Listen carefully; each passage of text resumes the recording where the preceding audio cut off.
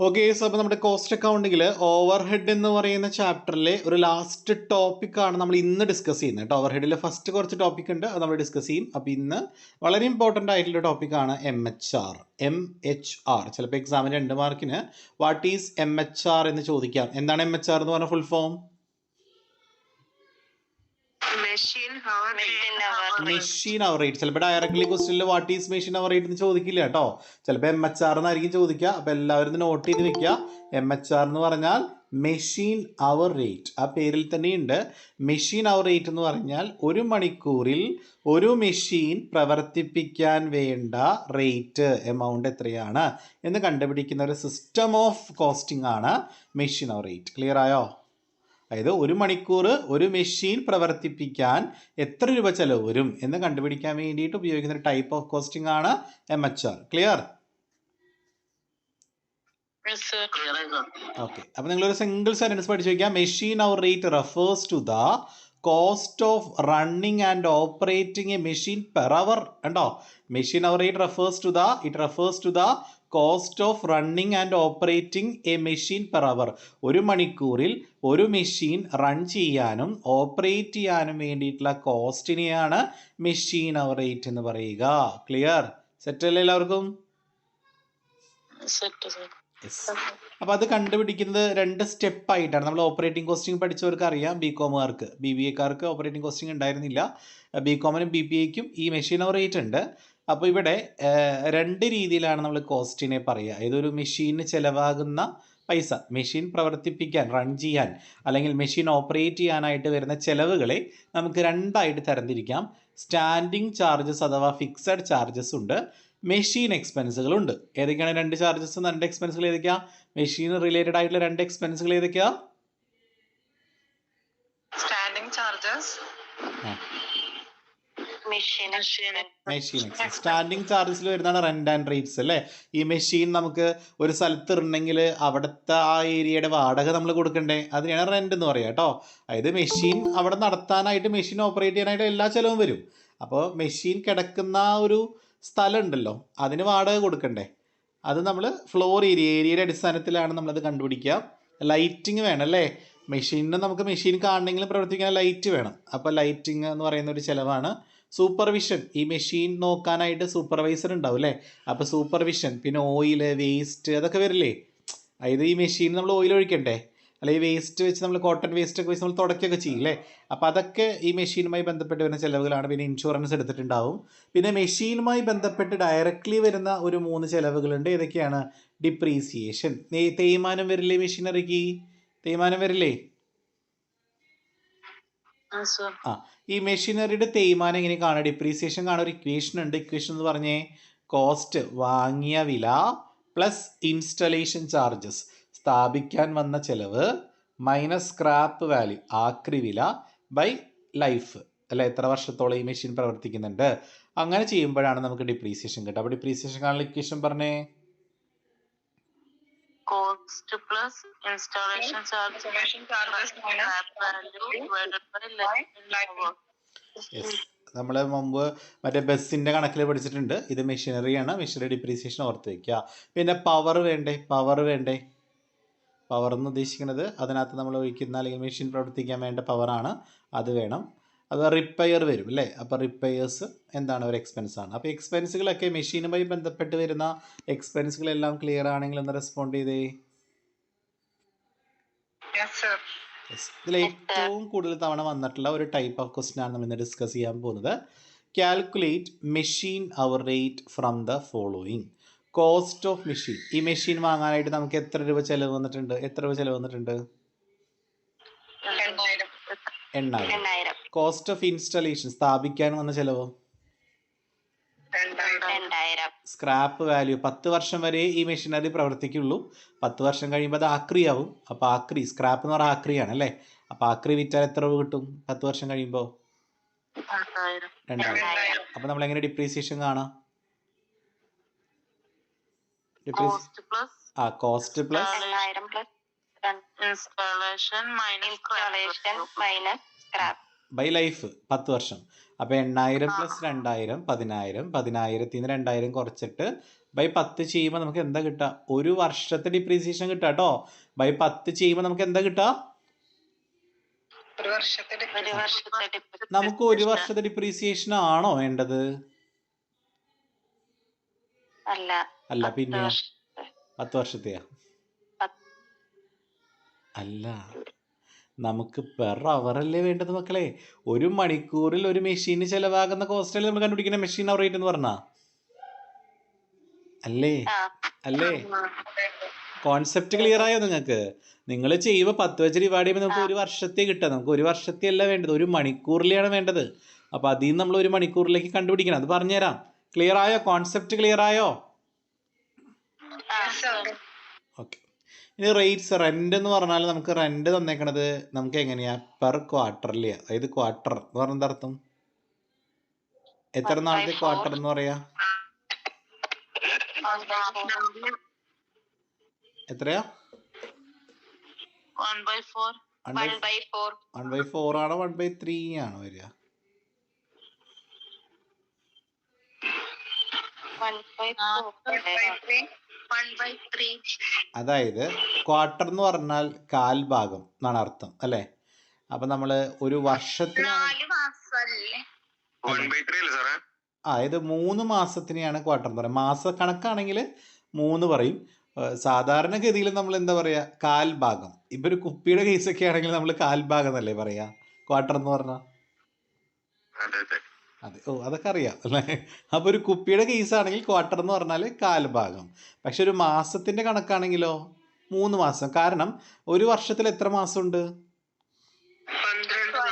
12 മാസത്തിന്റെ പകുതി എത്രയാ? അതിന്റെ പകുതി എത്രയാ? അതല്ലേ ക്വാർട്ടർ. അപ്പൊ എത്രയാ? 3. കത്തിയാ? അപ്പൊ നമുക്കൊരു ക്വാർട്ടറിലെയാണ്, ഒരു ക്വാർട്ടറിലേക്ക്, ഇത് 3 മാസത്തേക്കുള്ള വാടകയാണ് 300 രൂപ. ക്ലിയർ ആയോ? കത്തിയോ? അപ്പൊ 300 × 4 ചെയ്താലും നമുക്ക് എന്ത് കിട്ടും? ഒരു വർഷത്തെ വാടക കിട്ടും. ശരിയല്ലേ? കാരണം 4 ക്വാർട്ടർ ഇല്ലേ ഒരു വർഷത്തില്. ഒരു ക്വാർട്ടറിലേക്കാണ് 300 രൂപ. ശരിയല്ലേ? അപ്പൊ 300 × 4 ചെയ്താൽ നമുക്ക് എന്ത് കിട്ടും? ഒരു വർഷത്തെ റെന്റ് കിട്ടും കേട്ടോ. ഓർത്ത് വെക്കണേ. ഇനി ജനറൽ ലൈറ്റിംഗ്, അത് 20 രൂപ PM ആണ്. എന്താ PM എന്ന് പറഞ്ഞാൽ പെർ മന്ത്. ഒരു മാസത്തേക്ക് നമുക്ക് ജനറൽ ലൈറ്റിങ്ങിലേക്ക് നമുക്ക് 20 രൂപ ചിലവാകും. ഇനി ഷോപ്പ് സൂപ്പർവൈസറുടെ സാലറി 600 രൂപയാണ്. അത് എത്ര നാളത്തേക്കാ? 3 മാസത്തേക്ക്. അപ്പൊ × 4 ചെയ്താൽ നമുക്ക് എന്ത് കിട്ടും? ഒരു വർഷത്തെ സാലറി കിട്ടും. നമുക്ക് ഒരു വർഷത്തെ അല്ലട്ടം കാണാം, നമുക്ക് ഒരു മണിക്കൂറിലെയാണ്. അത് ഞാൻ പറഞ്ഞു തരാം. അടുത്ത insurance premium for a machine. ഒരു മെഷീന് ഒരു വർഷത്തേക്ക് പെർ ആനമാണ്. ഒരു വർഷത്തേക്ക് ഇൻഷുറൻസ് പ്രീമിയം എത്ര വരും? 60. എസ്റ്റിമേറ്റ് റിപ്പയർ നമുക്ക് 100 രൂപയാണ് ഒരു വർഷത്തേക്ക് വരിക. പിന്നെ പവർ നമുക്ക് ഒരു മണിക്കൂറിലേക്ക് എത്ര പവർ വേണം? അല്ലല്ല, പവർ 2 യൂണിറ്റ്സ് പെർ അവർ. അതായത് ഒരു മണിക്കൂറിൽ ഒരു മെഷീൻ പ്രവർത്തിക്കണമെങ്കിൽ എത്ര യൂണിറ്റ് കറണ്ട് വേണം? 2 യൂണിറ്റ്. അത് നമുക്ക് മണിക്കൂറിലേക്ക് തന്നേക്കണം കേട്ടോ. അപ്പൊ നമുക്ക് ഒരു യൂണിറ്റിനെ കണ്ടുപിടിച്ചാൽ × 2 ചെയ്താൽ നമുക്ക് ഒരു മണിക്കൂറിലെ യൂണിറ്റ് കിട്ടില്ലേ? പവർ കിട്ടില്ലേ? ഒരു മണിക്കൂർ 2 യൂണിറ്റ് വേണം പവർ. അപ്പോൾ ഒരു യൂണിറ്റിന്റെ ചെലവ് കോസ്റ്റ് എത്രയാണെന്ന് കണ്ടുപിടിച്ചാൽ അതേ × 2 ചെയ്ത 2 യൂണിറ്റിന്റെ കോസ്റ്റ് കിട്ടില്ലേ? ഒരു മണിക്കൂറിലേക്കുള്ള പവർ കിട്ടില്ലേ? പക്ഷെ നമുക്ക് അറ്റ് ₹5/100 യൂണിറ്റ്സ്. എന്താ അതിന്റെ അർത്ഥം? ₹5/100 യൂണിറ്റ്സ് എന്ന് പറയുന്നത് അർത്ഥം 100 യൂണിറ്റിന് 5 രൂപയാണ്. അപ്പൊ ഒരു യൂണിറ്റിന് എങ്ങനെ കാണാം? ഒരു യൂണിറ്റ് കണ്ടുപിടിക്കാൻ എങ്ങനെ ചെയ്യാം? 100/5. അല്ല, ഒരിക്കലും യൂണിറ്റ് മോളിൽ വരൂല. റുപ്പീസ് ആണ് മോളിൽ വരിക. 5/100 ചെയ്യുമ്പോൾ നമുക്ക് എന്ത് കിട്ടും? ഒരു യൂണിറ്റിന്റെ കോസ്റ്റ് കിട്ടും. അപ്പോൾ 0.05 എന്നല്ലേ കിട്ടും 5/100 ചെയ്യുമ്പോൾ. അത് എത്ര യൂണിറ്റിനാ? ഒരു യൂണിറ്റിന്. നമ്മുടെ ഈ മെഷീൻ ഒരു മണിക്കൂർ പ്രവർത്തിക്കണമെങ്കിൽ എത്ര യൂണിറ്റ് വേണം? 2 യൂണിറ്റ്. അപ്പൊ × 2 ചെയ്യാം. അപ്പൊ 2 × 0.05 അപ്പൊ 10 പൈസ എന്ന് കിട്ടും. 0.10 10 പൈസ. ക്ലിയർ ആയോ? Yes. അടുത്ത നോക്കി estimated working hours PA per annum two. മക്കളെ ഇവിടെ നമുക്ക് ഈ മെഷീൻ ഒരു വർഷത്തിൽ എത്ര മണിക്കൂർ വർക്ക് ചെയ്യും? 2000. മക്കളെ അത് അവിടെ പിടിച്ചു കയറണം. അതായത് ഒരു മെഷീൻ ഒരു വർഷത്തിൽ പ്രവർത്തിക്കുന്ന മണിക്കൂറാണ് ക്വസ്റ്റ്യനിൽ തന്നിരിക്കുന്നതെങ്കിൽ ഒരു മെഷീൻ വർഷത്തിൽ ഇത്ര മണിക്കൂറാണ് വർക്ക് ചെയ്യുക എന്ന് ക്വസ്റ്റ്യനിൽ തന്നിട്ടുണ്ടെങ്കിൽ നിങ്ങൾക്ക് തന്നിട്ടുള്ള എക്സ്പെൻസുകളെയൊക്കെ നിങ്ങൾ എന്തിലോട്ട് മാറ്റുക? ഇയറിലോട്ട് മാറ്റുക. കത്തിയാ? ഒന്നുകൂടെ പറയാം. ഇവിടെ ഈ മെഷീനറി ഒരു വർഷം 2000 മണിക്കൂറല്ലേ വർക്ക് ചെയ്തേക്കണേ. അപ്പോൾ നമ്മൾ ഈ ചിലവുകളൊക്കെ നമുക്ക് വർഷത്തിലേക്ക് ആക്കിയാൽ ഒരു വർഷത്തിലെ ചിലവുകളൊക്കെ നമുക്ക് കിട്ടിയാൽ ആ ചിലവുകളെ 2000 വെച്ച് ഡിവൈഡ് ചെയ്താൽ ഒരു മണിക്കൂറിലെ കോസ്റ്റ് കിട്ടില്ലേ? കത്തിയില്ല. ഞാനൊരു എക്സാമ്പിൾ പറയാം. റിപ്പയർ നമുക്ക് തന്നേക്കണേ എത്ര രൂപയാ? റിപ്പയേഴ്സ് എത്രയാ തന്നേക്കണേ? 100 പെർ ആനം അല്ലേ? PA അല്ലേ? പെർ ആനം എന്ന് പറഞ്ഞാൽ എന്താ? ഒരു വർഷത്തേക്ക് ഈ മെഷീന് പ്രവർത്തിപ്പിക്കാൻ റിപ്പയർ ആയിട്ട് നമുക്ക് 100 രൂപ ചിലവ് വരും. അതല്ലേ എൻ്റെ അർത്ഥം? ചുരുക്കി പറഞ്ഞാൽ 2000 മണിക്കൂർ ഈ മെഷീൻ പ്രവർത്തിക്കാൻ 100 രൂപ ചിലവ് വരുന്നല്ലേ എൻ്റെ അർത്ഥം? കാരണം ആ മെഷീൻ ഒരു വർഷത്തിൽ 2000 മണിക്കൂറല്ലേ വർക്ക് ചെയ്യുക. ഈ 2000 മണിക്കൂർ വർക്ക് ചെയ്യാനാണല്ലോ നമുക്ക് പെർ ആനം ഒരു വർഷത്തേക്ക് 100 രൂപ റിപ്പയർ വരണേ. ശരിയല്ലേ? അപ്പൊ ഒരു മണിക്കൂറിന്റെ റിപ്പയർ എങ്ങനെ കാണാം?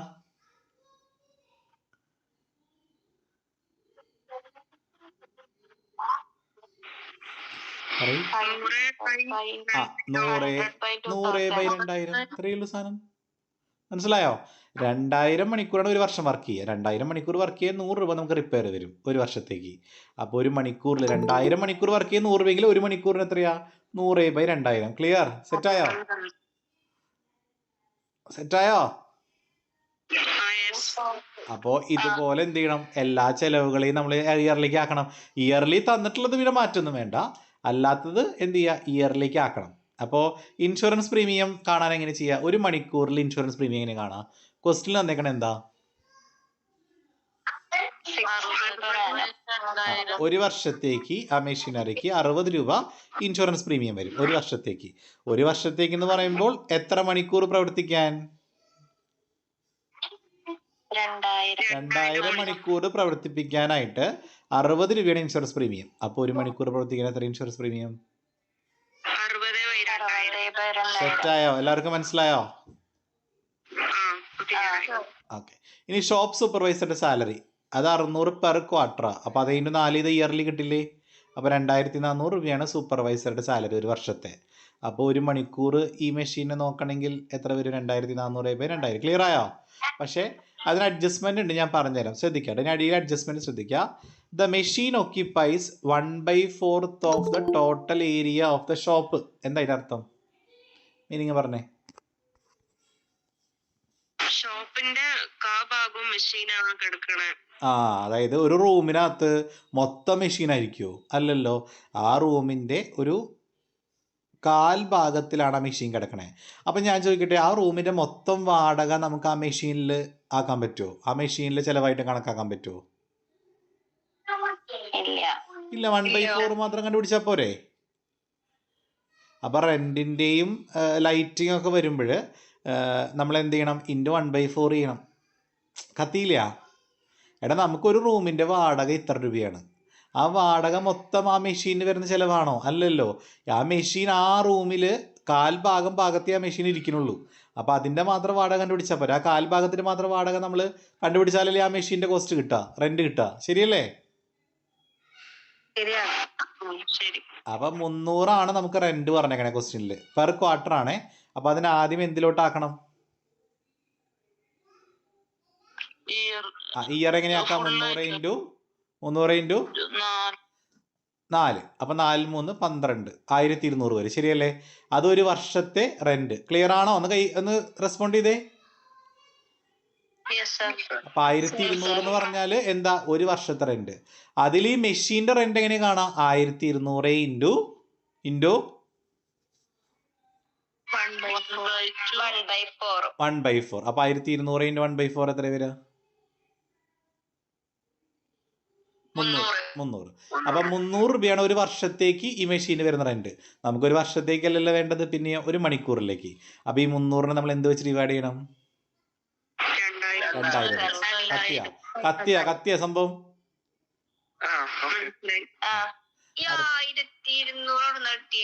എടാ ഒരു വർഷത്തേക്ക് കണ്ടുപിടിച്ചു 300 × 4 ക്വാർട്ടറിലെ റെന്റ് അല്ലേ നമുക്ക് തന്നേക്കണേടാ. ക്ലിയർ ആയോടാ? ഇനി അടുത്തത് ലൈറ്റിങ് കാണുമ്പോഴും ഇങ്ങനെ തന്നെ ചെയ്യാവൂ കേട്ടോ. കാരണം എന്താ, ലൈറ്റിങ്ങും ആ റൂമിന്റെ മൊത്തം ലൈറ്റിംഗ് അല്ലേ, അതും നമ്മൾ 1/4 വെച്ച് ചെയ്യണം. അപ്പൊ ലൈറ്റിങ് 20 പെർ മന്ത് അല്ലേ, അപ്പൊ അതിനെ എന്തിലോട്ട് ആക്കണം ആദ്യം? അപ്പൊ 20 × 12. 20 × 12 എത്രയാ? 2000 എത്രയാ? 240. 240. അപ്പൊ 240 രൂപയാണ് ഒരു വർഷത്തെ ജനറൽ ലൈറ്റിംഗ്. ആ 240 മൊത്തം ഈ മെഷീൻ വരുന്നില്ലേ? 240 × 1/4 അല്ലേ വരിക? അപ്പൊ 240 × 1/5 60 വരിക. 240 × 1/4 എത്ര വരിക? എത്ര വരിക? 60 വരും. അപ്പൊ നമുക്ക് 60 കിട്ടി. 60 എന്ന് പറഞ്ഞാൽ ഒരു വർഷത്തെ അല്ലേ, ഒരു വർഷത്തെ ജനറൽ ലൈറ്റിംഗ് അല്ലേ അല്ലേ? അപ്പൊ ഒരു മണിക്കൂറിൽ കിട്ടാനോ? 2000 വെച്ച് ഡിവൈഡ് ചെയ്യാം. അങ്ങനെ ഡയറക്റ്റ്ലി നിങ്ങൾക്ക് ഒറ്റയടിക്ക് ചെയ്യാട്ടോ. ഇതുപോലെ ചെയ്യണമെന്നില്ല ആൻസർ. ഇതിൽ നമ്മൾ എന്ത് ചെയ്തു, ഇയർലി ഉള്ളതൊക്കെ ആദ്യം ഇയർലി ആക്കിയിട്ട് എന്ത് ചെയ്തു, അതിനെല്ലാത്തിനെയും 2000 വെച്ചിട്ട് വരും ഒറ്റയടിക്ക്. അങ്ങനെ ചെയ്യണമെന്നില്ല, ഓരോന്നും കണ്ടുപിടിച്ചിട്ട് 300/2000 ചെയ്യുക, 60/2000 ചെയ്യുക, അങ്ങനെ ചെയ്താലും കുഴപ്പമില്ല കേട്ടോ. മനസ്സിലായോ?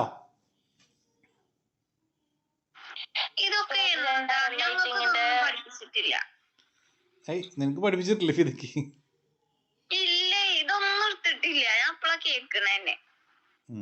ഓക്കെ. ബാക്കിയുള്ളവർ കേട്ടിട്ടുണ്ടല്ലോ അല്ലേ? ഓക്കെ. അപ്പൊ നമുക്ക് ജനറൽ ലൈറ്റിംഗ് എല്ലാവർക്കും ക്ലിയർ ആണോ? റെസ്പോണ്ട് ചെയ്തേ.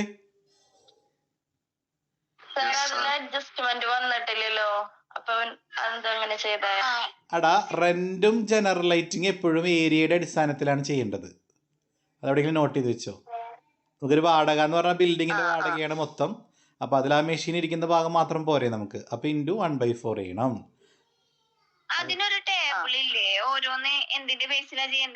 അതാണ് ഞാൻ ആദ്യം പറഞ്ഞത്, ടേബിൾ ഉണ്ട് ഇവിടെ.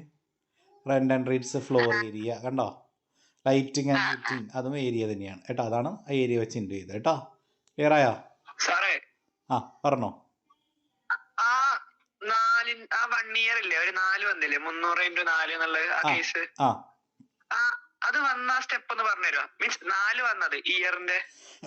ഓക്കെ, അതായത് ക്വാർട്ടർലി തരികയാണെങ്കിൽ ഇയർലി ആക്കണമെങ്കിൽ ഇൻറ്റു 4 ചെയ്യണം. കാരണം ഒരു വർഷത്തിൽ 4 ക്വാർട്ടറല്ലേ ഉള്ളത്, ആണ് ഇൻറ്റു 4 ചെയ്തത്. കത്തിയാ? ഓക്കെ. മന്ത്ലി വരുമ്പോൾ ഇൻറ്റു 12 ചെയ്താൽ മതി, ഇയർലി. അപ്പൊ ജനറൽ ലൈറ്റിങ്ങിൽ എന്ത് ചെയ്താൽ മതി, 20 × 12 ചെയ്യുക, അപ്പൊ 240 കിട്ടും. അതേ ഇൻറ്റു 1/4 ചെയ്യുക, അപ്പൊ അതിന്റെ കിട്ടും ഒരു വർഷത്തെ. ക്ലിയർ ആയോ? ഓക്കെ. ഇനി സൂപ്പർവൈസറുടെ നമുക്ക് എഴുതണം അല്ലേ. അപ്പൊ സൂപ്പർവൈസർ നോക്കിക്കോ. The supervisor is expected to devote 1/6 of his time for supervising the machine. എന്താ അതിന്റെ അർത്ഥം?